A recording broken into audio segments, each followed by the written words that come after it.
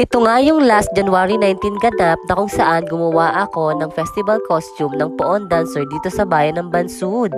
At dahil nga kinontak ako ng aking friend at kakilala na napakagaling na choreographer na si LJ, ay kinontak agad ako nitong mga magulang nitong kanilang Poon Dancer na si Ma'am Caroline at Sir Alexander. Kaya naman ito, tunghanin nyo kung paano ko ginawa ang lahat.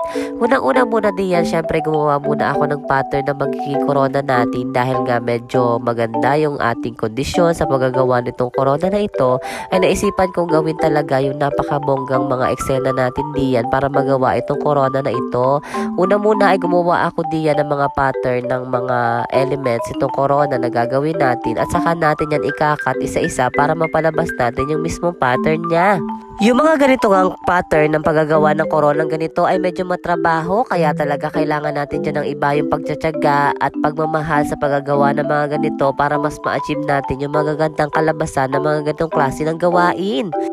Kalahati nga lang ng pattern na ginagawa nating corona ang tinitrace ko din at kinakat para kapag tinupi na natin ay mas madali na natin siyang itrace doon sa pinakamblanko na kabila nitong ating rubber slice para naman balance yung pagkagagawa natin ng ating corona.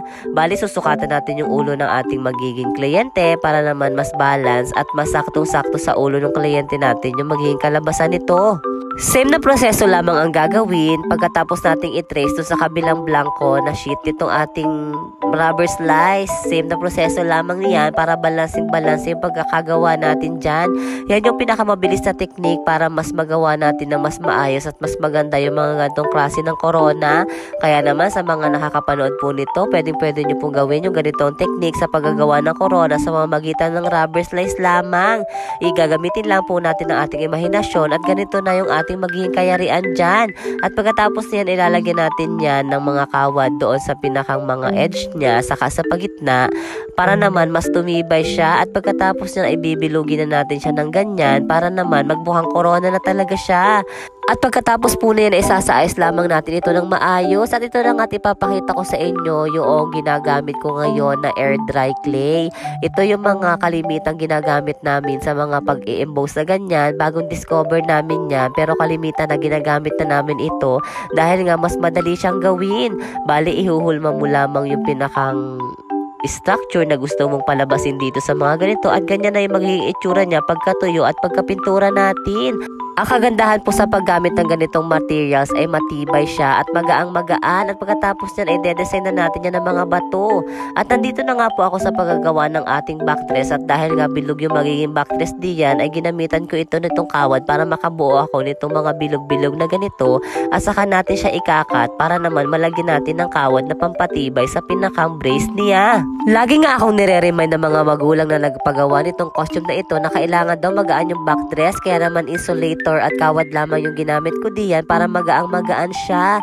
At pagkatapos niyan ay kumupit na rin ako nitong mga kawad-kawad na ganito dahil nga yan ang gagamitin natin pang brace sa pinakang mga parang mga ginupit kong ganito na insulator na magiging design ng pinakang backdress natin. Nilalagyan ko yan ng mga brace na ganyan para matibay siya at saka natin babalutan yan itong binili kong mga tela na may design na ganito. Ang tela na ginamit ko diyan ay parang tela na may mga design na papaganyan at napakaganda nga niyang gamitin dito sa pag-design natin. Saktong-sakto nga siya dahil pang Poon Dancer yung ating ginagawa.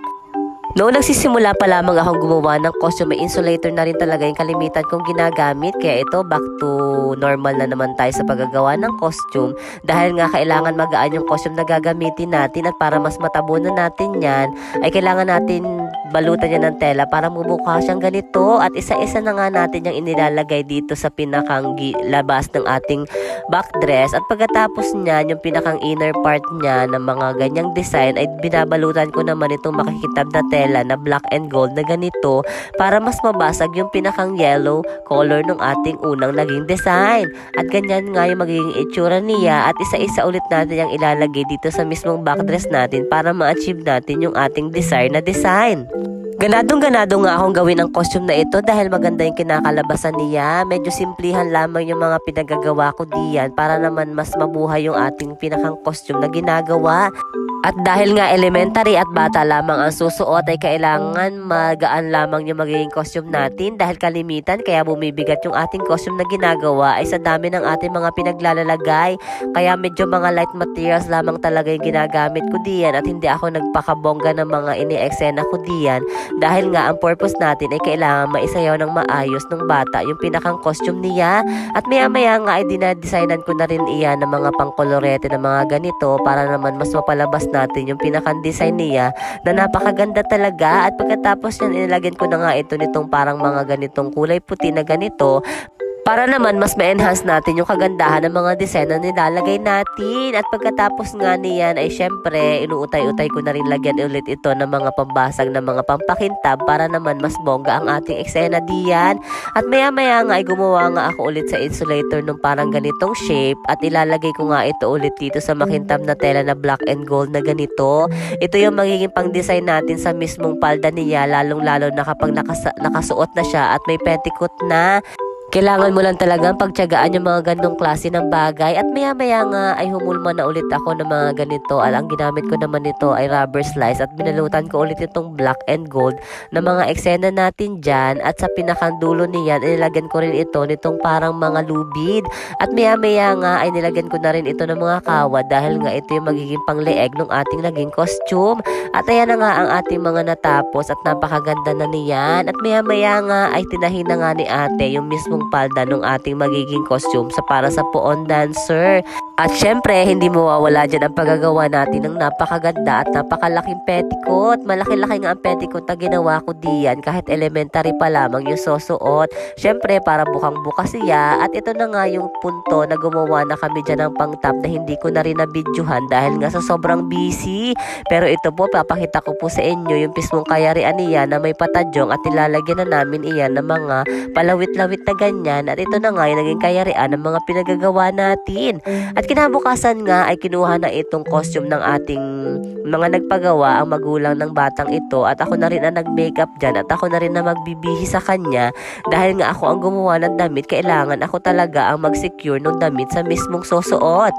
Saktong-sakto nga sa oras na kami nagbihis dahil nga may mga time pa kami dyan na mas maayos para naman ma-ready namin ng maayos itong bata na ito.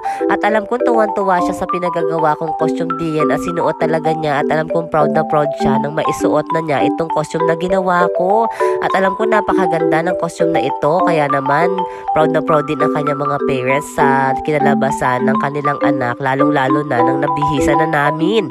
Siya nga po pala si Alexandra Frey M. Ebero na grade 6 student ng Bansud Central School na kung saan laban na laban sa mga ganitong klase ng ganap at ayan na nga't may pag-practice pa siya dahil nga syempre kailangan maging prepared siya sa pagkaka-eksena nila lalo't kompetisyon itong ganitong klase ng event sa kanila. Lalo nga lumabas ang ganda ng batang ito, lalong-lalo na nang na-makeupan at nabihisan na at sumasayaw-sayaw na siya. Ako talaga'y tuwan-tuwa sa batang ito dahil ang taas talaga ng confidence niya. Gustong-gusto niya talagang ipakita yung mga kaya niyang gawin, lalong-lalo na nang napili siya na maging poon dancer. At alam kong may execute niya ng maayos itong costume na ito dahil nga magaan lang yung pagkakagawa natin at talaga naman pinagugulan natin ng panahon at pansin ang mga bawat detalye ng costume na yan. Sa totoo lamang po, sa tagal-tagal ko na din pong gumagawa ng mga costume na ganito ay first time ko po makagawa ng pang poon dancer na costume kaya naman very challenging ito para sa akin lalo't elementary ang susuot at ito na nga at nag-presentation na sila at talaga namang bigay todo itong batang ito lalong-lalo na sa street dancing talaga namang ibinigay niya yung mga kaya niyang gawin at yung mga pinag-aralan nilang mga steps lalong-lalo na yung mga pag-bend na ganyan at pag-ikot-ikot na ganyan.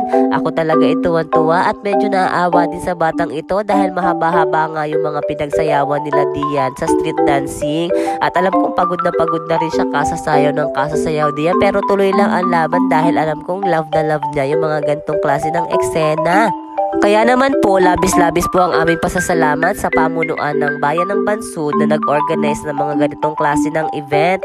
Dahil po sa mga ganitong klase ng eksena ay napapalawak po ninyo ang mga talent at mga exposure ng mga batang ganito na gustong-gustong makita ng tao ang kanilang mga talento sa pagsasayaw ng ganyan. Kaya naman po mabuhay po ang lahat ng organization ng Bayan ng Bansud. At salamat po sa fairness ng batang ito at lalong-lalo na kay Sir LJ. Kaya hanggang dito na lamang po. Salamat sa panonood. God bless.